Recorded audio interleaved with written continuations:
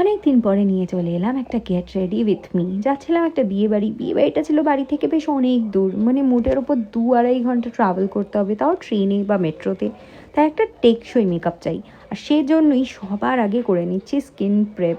আজকাল দেখবেন বিয়েবাড়ি গেলেই লোককে দেখে বোঝা যায় যে এই মেকআপ আর্টিস্টকে দিয়ে সেজে এসছে, কারণ তার মুখে পরতের পর পরত মেকআপের লেয়ার্স বোঝা যায়। তার সাথে সাথে ইদার মুখটা খুব ড্রাই লাগে, অথবা ডিসকালার্ড লাগে, অথবা কী হয়ে যায়, মানে মেকআপ ভেঙে যায়, উঠে আসে, ভীষণ প্যাচি, ভীষণ বিচ্ছিরি লাগে। সেগুলো প্রিভেন্ট করার জন্য সবথেকে জরুরি স্টেপ হলো স্কিন প্রেপ। আমি সেরামাইড টোনার, তারপর ফেশিয়াল অয়েল, তারপর ময়েশ্চারাইজার, ঠোঁটে একটু বোরোলিন আর ব্লারিং প্রাইমার অ্যাপ্লাই করলাম। তারপরে আমি চলে যাব কালার কারেক্টিংয়ে। আমার চোখের ওপরে নিচে একটু ডার্ক সার্কেলস আছে, তাই আমি পিচ কারেক্টার লাগাচ্ছি। যেহেতু আমার ডার্ক সার্কেলস বা পিগমেন্টেশন সিভিয়ার নয়, তাই আমি পিচ কারেক্টার লাগাচ্ছি। যদি আপনার পিগমেন্টেশন সিভিয়ার হয়, আরও অনেক বেশি ডার্ক হয়, তাহলে in spite of any complexion আপনাকে কিন্তু অরেঞ্জ কারেক্টার অ্যাপ্লাই করতে হবে। এর সাথে আমি একটু গ্রিন কারেক্টার অ্যাপ্লাই করলাম, কারণ আমার মুখে কিছু রেডনেসের প্রবলেম আছে, এটা নিউট্রালাইজ করবে। এবার আমি সোজা চলে যাচ্ছি ফাউন্ডেশন অ্যাপ্লিকেশনে। আমি আঙুলের ডগায় করে ফাউন্ডেশন নিয়ে ফাউন্ডেশনটা অ্যাপ্লাই করে ওই আঙুলটা দিয়েই খুব ভালো করে প্যাট করে করে করে করে মুখে প্রথম পরতটা মেশালাম। প্রথম পরত বলতে আমার এটাই একমাত্র ফাউন্ডেশনের লেয়ার, আমি এর থেকে বেশি ফাউন্ডেশন অ্যাপ্লাই করায় বিশ্বাস করি না। যেহেতু আমার ঠোঁটের চারপাশটা একটু কম পড়েছিল, তাই আমি আরেকটু পরিমাণে নিয়ে সেটাকেও খুব ভালো করে মিশিয়ে নিলাম। এবং চোখের তলায় যে কালার কারেক্টার ছিল বা মুখে যেখানে গ্রিন কালার কারেক্টার ছিল, খুব আলতো হাতে তার উপরে আমি ফাউন্ডেশনটা বসালাম। প্রত্যেকটা স্টেপের মধ্যে যেন অন্তত 30 সেকেন্ডস টু 1 মিনিটের একটা গ্যাপ থাকে, তবেই মেকআপটা ভালো করে বসবে।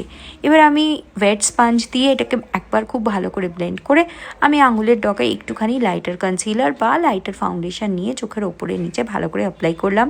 That will give me the base to make my eye makeup stay. এবার এই কোলা ব্যাঙের মতো মুখে একটুখানি কন্ট্রোল করে নিলাম। কি করব বলুন, বড্ড বিচ্ছিরি আর মোটা মুখ আমার। তারপরে স্টেপে এটাকে টেকসই বানাতে গেলে যেটা করতে হবে, that is I have to apply little banana powder. এবার বানানা পাউডারটা নিয়ে গাদা গাদা থুকবো না, অল্প একটু নিয়ে সেটাকে ডাস্ট অফ করে নিয়ে 2-3 বার যতবার লাগে ভালো করে পুরো মুখটা হালকা হাতে থুপে থুপে অ্যাপ্লাই করব।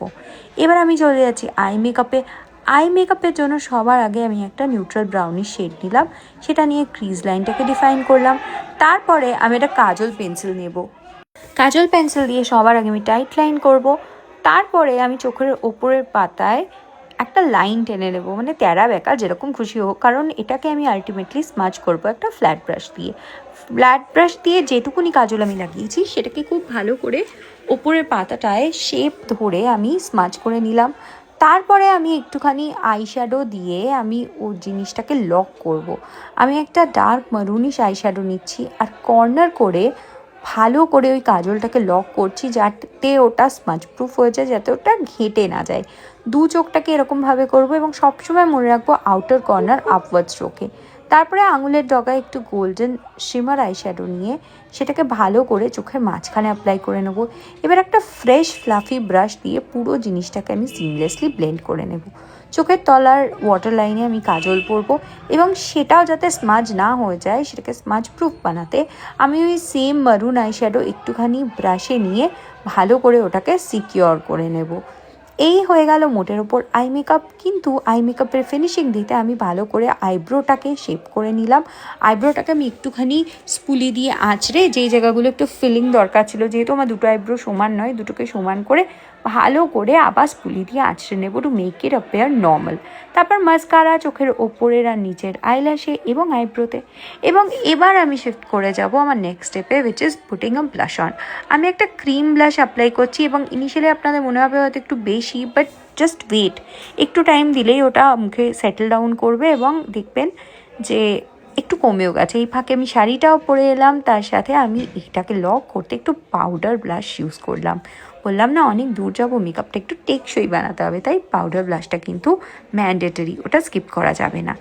হাইলাইটারটা ব্লাশের সাথে মিক্স করে লাগিয়েছিলাম। এবার ঠোঁটটাকে আমি এঁকে নিচ্ছি একটা মারুনিশ লিপ লাইনার দিয়ে, তারপরে ওটাকে একটু স্মাজ করে নিলাম। যেহেতু আমার ঠোঁটে অনেকক্ষণ বোরোলিন লাগানো ছিল, ঠোঁটটা খুব সফট হয়ে গেছে। তারপরে একটা ম্যাট লিপস্টিক দিয়ে ফিল করে দিলাম।